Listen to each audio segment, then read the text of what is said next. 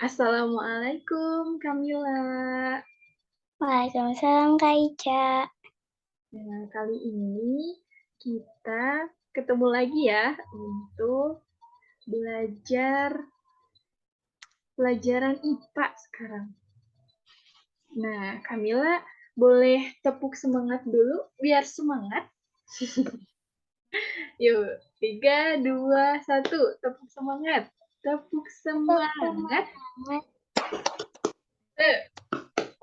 Nah, semangat. Jangan Semangat. semangat. Nah, kemarin kan kita sudah belajar tentang materi sapaan dalam bahasa Inggris ya. Ya, Sekarang akan lebih seru lagi nih, belajar pelajaran IPA, ilmu pengetahuan alam. Kita coba next. Apakah itu materinya? Nah, materi kali ini tentang perubahan wujud benda. Tema 3, subtema 3.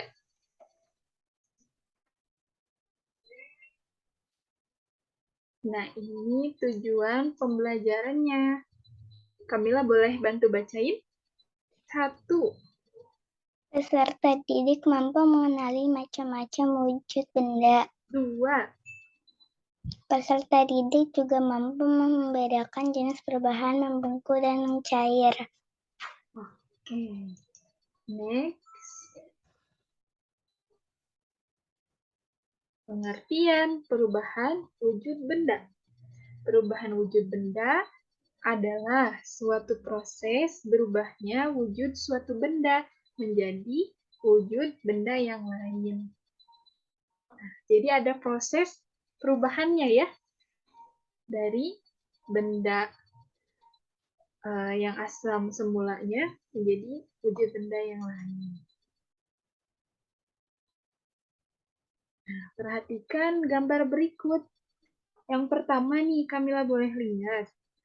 Nih, dari semulanya ini air semua ya.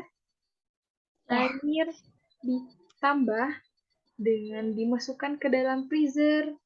Di dalam freezer itu kan suhunya relatif dingin ya. Dingin beberapa Celcius gitu. Ada urutannya. Nah, berarti dari mencair, si bendanya akan menjadi Padat. padat. Nah, berubah menjadi apa ini namanya? Es batu. Kayak gitu. Nah, berarti terasanya gimana nih kalau kita sentuh es batunya? Dingin ya. Nah, yang kedua, perubahannya dari air lalu ditambah dipanaskan hingga mendidih. Nah, wujudnya akan berubah menjadi uap air atau gas. Berarti airnya menjadi terasa panas ya. Dan ada uap air yang disebut dengan gas. Ketiga, dari cair atau air ditambah tidak diberi perlakuan apa-apa, maksudnya kita nggak ngapa-ngapain air itu, ya air ditambah air ya tetap akan cair gitu ya sifatnya, seperti air. Oke, nah selanjutnya ada macam-macam wujud benda. Yang pertama, ini padat. Nah, contohnya seperti apa ini? Karton atau kardus ya. Yang kedua ada cair. Contohnya apa ini Kamila? Air. Air. Yang ketiga yang meledak. Oh, seperti ya, seperti udara, gas. Ya, betul. Kalau kita tangkap nggak bisa, tapi kalau kita diamkan pasti kerasa ya. Kerasa ada apa ya? Seperti udara-udara gitu ya. Kamila bisa menangkap udara? Tidak. Tidak bisa, tapi bisa merasakan sepoi-sepoi angin. Nah, itu sifat ketiga, gas. Oke, jenis perubahan bentuk benda. Kita kali ini akan belajar dua jenis perubahan bentuk benda. Yang pertama, membeku. Dan yang kedua, mencair.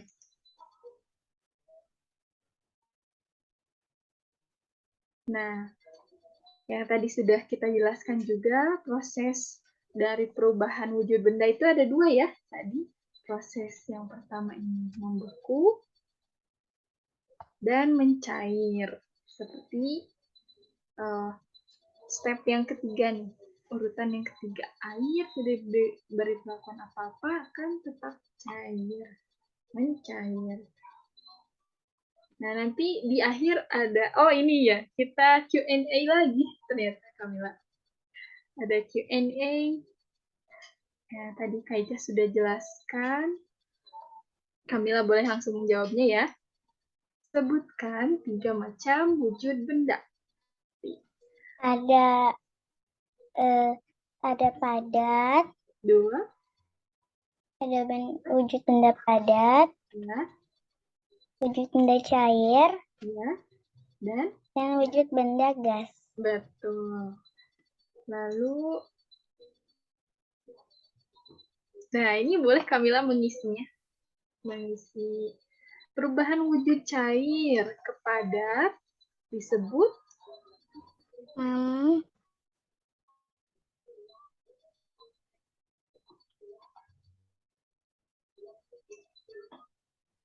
membeku. betul. Berarti dari air biasa nih, air murni kita masukkan ke dalam freezer ya, dari cair ke padat.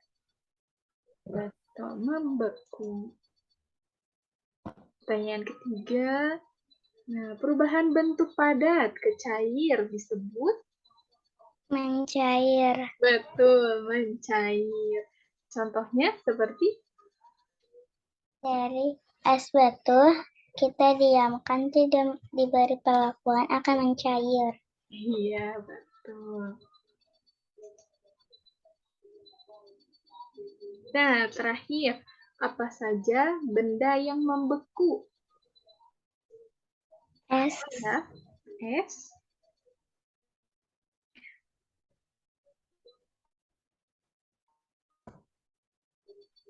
Betul, es batu. Nah, itu mungkin ya Q&A-nya. Oh, masih ada, Kamila. Perubahan bentuk padat ke cair disebut mencair. iya, mencair. Betul. Ada pertanyaan lagi nggak ya? Oh, sudah. Nah, setelah materi ini, Kaica ada videonya nih, Kak. Tentang kenapa sih air bisa beku? Halo, aku Daka. Dan aku Lulu. Yuk kita bersama.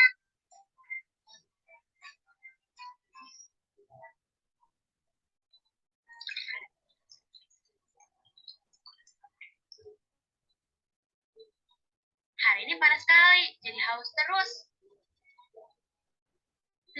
Semoga ideku berhasil ya, biar air minumannya cepat dingin. Cika, tunggu ya, airnya belum dingin. Ya ampun, aku lupa, gas kita masih ada di kulkas.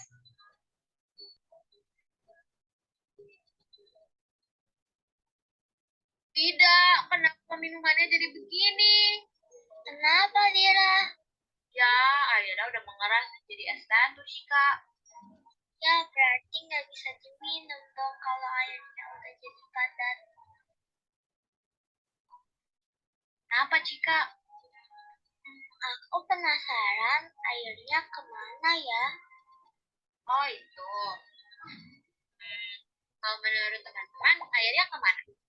Airnya berubah menjadi wujud lain? Atau airnya ditukar dengan es? Ayo kita temukan jawabannya. Ha, aku ingat sesuatu. Jadi, kata Mace, air yang dimasukkan ke kulkas bisa jadi es karena diletakkan di bagian pendingin. Airnya bisa berubah jadi es batu karena diletakkan di tempat yang memiliki suhu membeku lebih rendah dalam waktu yang cukup lama. Kok bisa ya? Kamu ingat gak bentuk air sebelum dimasukin ke dalam kulkas? Bentuknya cair kan? Iya, sebelum dimasukkan ke dalam kulkas, bentuk airnya adalah benda cair. Lalu setelah kita masukkan ke dalam kulkas, bentuknya berubah menjadi benda padat. Makanya kalau aku balik gelasnya, airnya nggak akan tumpah. Karena air yang tadinya cair, berubah jadi es batu yang padat. Oh, jadi bendanya sama tapi bentuknya berubah ya? Dari benda cair menjadi benda padat. Iya, Cika. Tadi kenapa airnya bisa menjadi benda padat? Airnya berubah menjadi benda padat karena diletakkan di tempat yang suhunya dingin, Dira. Iya, jangan lupa. Air membeku. Coba kamu hafalkan kata membeku. Hah? Aku? Iya, ayo cepat. Masih kamu bisa. Oh, iya, Dira. Membeku. Membeku. Wah, hebat Cika. Kamu sudah bisa menghafalkan kata membeku. Berarti membeku itu perubahan wujud dari cair menjadi padat ya? Iya, membeku itu perubahan wujud benda dari cair menjadi padat. Contohnya, air berubah menjadi es batu. Selain air, benda apa lagi yang bisa membeku? Ada. Tapi sebentar. Aku dapat pesan dari Mace. Ternyata Mace udah siapin puding untuk kita. Aku ambil dulu ya. Wah, pudingnya terlihat enak. Ini Mace yang buat loh. Wah, Mace kamu hebat. Buatnya gampang kok. Aku kan sering lihat Mace membuat puding ini. Gimana caranya? Tunggu, aku ingat-ingat dulu. Oh iya, aku ingat. Puding ini saat dimasak memiliki wujud cair juga loh. Tapi setelah puding didinginkan di dalam kulkas, cairan puding berubah menjadi padat. Wah, berarti puding ini juga salah satu contoh membeku ya? Tunggu, masih ada lagi loh. Coba kamu ambil es krim di dalam kulkas deh. Sudah membeku belum ya? Ini Dira, es krimnya sudah membeku di dalam cetakannya. Wah, es krimnya sudah jadi. Kayak es krim yang ada di toko ya. Iya, terlihat enak. Awalnya aku kira Mace menuangkan sirup di cetakannya lalu dimasukin ke kulkas biar dingin.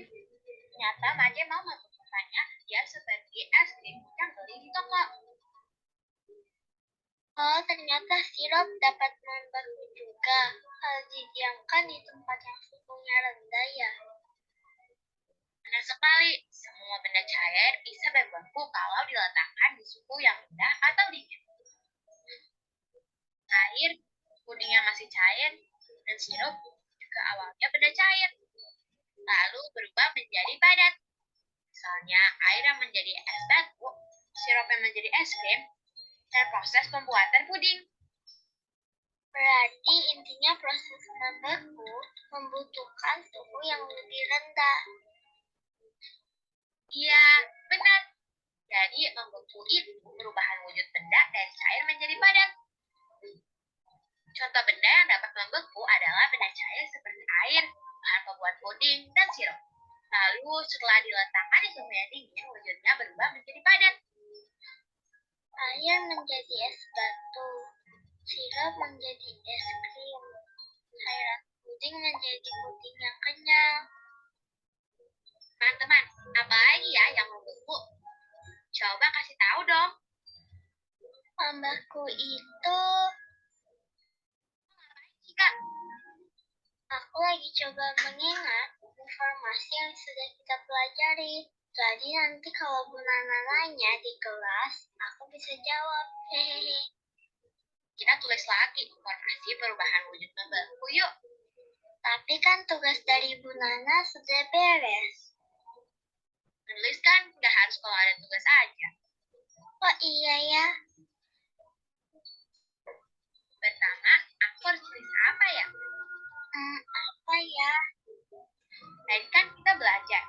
membeku itu perubahan wujud benda dari cair menjadi padat. Berarti bisa kutulis membeku adalah perubahan wujud benda dari cair menjadi padat. Apalagi Cika? Apa ya? Tadi kan air yang dimasukkan ke dalam kulkas berubah menjadi es batu. Berarti air dapat membeku menjadi es batu. Bisa nggak? Bisa. Oke, aku tulis ya. Air dapat membeku menjadi es batu. Apalagi ya? Oh iya, puding buatan Aceh dari cair berubah menjadi padat. Berarti bisa kutulis puding dapat membeku saat didinginkan. Kalau begitu sirup juga. Tadi kan kita lihat sirup jadi padat setelah dimasukkan ke dalam kulkas. Jadi seperti es krim yang di toko-toko. Oh iya, benar. Berarti aku tulis apa, Cika? Sirup dapat membeku saat didinginkan. Oke, sirup dapat membeku saat didinginkan. Yeay, sudah beres. Bentar, aku cek dulu. Apa kalimat tanda bacanya sudah tepat? Ya, udah benar deh.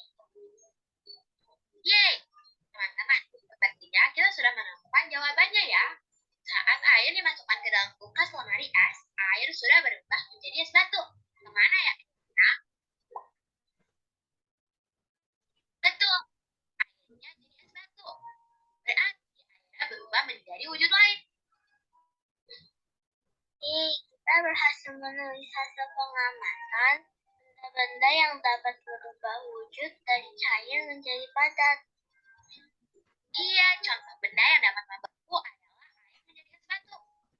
Cairan puding menjadi puding kenyal. Dan air sirup menjadi es krim. Teman-teman, ayo kita cek lagi informasinya. Kita sudah mengetahui perubahan wujud benda dari cair menjadi padat yang disebut membeku. Kita juga sudah menuliskan hasil pengamatannya dengan tepat. Apalagi ya contoh perubahan wujud benda dari cair ke padat. Wah, minuman kita sudah nggak membeku lagi, Cika. Oh iya ya. Yeay, bisa diminum lagi deh. Ini Cika. Ya ampun, maaf ya Cika. Nggak apa-apa kok, Dira. Aduh, tapi baju kamu basah. Kamu ganti aja dulu pakai baju aku ya. Baju kamu dijemur di luar. Iya, boleh, Dira. Ayo. Ya. Oke, berarti kali ini kita belajar tentang proses membeku dan mencair. Berarti mengapa air yang dimasukkan Dira bisa menjadi membeku? Karena air Airnya dapat menjadi padat karena dimasukkan kulkas. Kulkas, betul. Ya, di kulkas itu disimpan dalam beberapa jam gitu ya. Membutuhkan waktu yang lama dan didiamkan dalam suhu dingin. Jadinya berubah wujud lah. Jadi benda padat. Begitupun kalau setelah dikeluarkan dari kulkas bisa mencair kembali. Itu ya. Jadi hari ini kita belajar tentang perubahan wujud benda. Seru banget nggak Kamila? Maksudnya jadi ingat lagi materi-materinya. Nah, seperti itu ya. Jadi materi tentang membeku ini bisa dipraktekkan nih Kamila. Bisa untuk tugasnya nanti Kamila boleh membuat puding. Kan itu juga perubahan wujud benda ya. Tadi dari cair yang dihangatkan di kompor, setelah didiamkan, didinginkan di kulkas, jadi padat pudingnya. Menjadi agar-agar bentuk padatnya itu. Nah, itu untuk tugasnya. Oke, jadi lebih seru ya, tetap semangat belajarnya. Karena ternyata yang kita pelajari pun bisa dipraktekkan. Jadi ilmu itu tidak ada yang sia-sia. Oke, untuk materi selanjutnya kita akan membahas tentang sejarah. Wah, sejarah tentang apa ya? Sejarah tentang Kota Bandung. Berarti itu pelajaran apa tentang sejarah, Kamila? IPS. Betul, pelajaran IPS. Oke. Setelah selesai ya, kita coba tutup dengan hamdalah. Alhamdulillah. Alhamdulillahirabbil alamin. Dan doa setelah belajar. Rabbana atina fid Dunya hasanah wa fil akhirati hasanah wa qina adzabannar. Amin. Kaica pamit ya.